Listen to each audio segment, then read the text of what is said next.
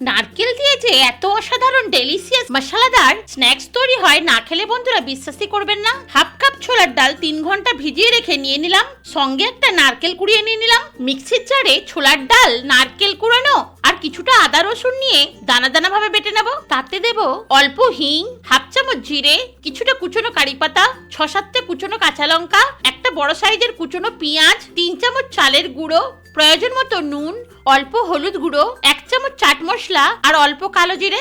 সবকিছু খুব ভালোভাবে মিশিয়ে মেখে নেব। দেখুন বন্ধুরা, সুন্দরভাবে বড়ার শেপ দেওয়া যাচ্ছে। ফ্রাই প্যানে তেল গরম করে নিয়ে একটা একটা করে বড়া আমি গরম তেলে ছেড়ে দিলাম। তারপর উল্টে পাল্টে প্রত্যেকটা বড়া ভালো করে ভেজে নেব।